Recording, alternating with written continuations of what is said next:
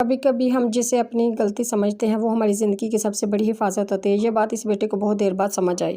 حمزہ اپنے باپ سے اکثر ناراض رہتا تھا۔ باپ ہمیشہ یہی کہتا، بیٹا رات باہر نہ رہنا، واپس جلدی آ جایا کرو۔ لیکن حمزہ کو یہ باتیں کنٹرولنگ لگتی۔ وہ چڑ کر کہتا، ابو آپ ہر بات میں روک ٹوک کیوں کرتے رہتے ہیں؟ ایک رات حمزہ دیر سے گھر آیا تو باپ نے سختی سے پوچھا۔ حمزہ غصے میں چیخ پڑا، میں بچہ نہیں ہوں، آپ ہر چیز میں بولتے ہیں۔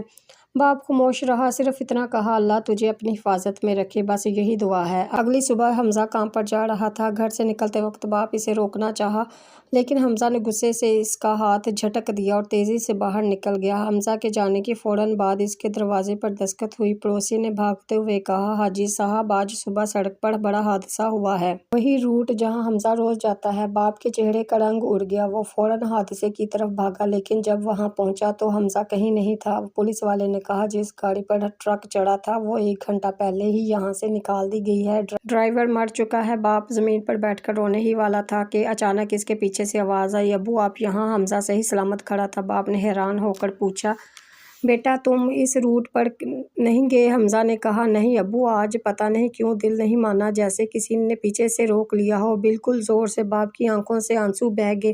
دل ہی دل میں بولا، یہ میں نہیں تھا، یہ میری رات کی دعا ہے جس نے آج تمہیں موت سے بچا لیا۔ ماں باپ کی روک ٹوک ہمیشہ روک نہیں بولتی، کبھی کبھار یہ دیوار ہوتی ہے جسے پیچھے اللہ نے ہماری حفاظت کے لیے رکھی ہوتی ہے۔ اگر آپ کو میری سٹوری اچھی لگی تو آپ لائک، فالو، سبسکرائب کریں اور ایک پیارا سا کمنٹ بھی کریں اور شیئر کریں۔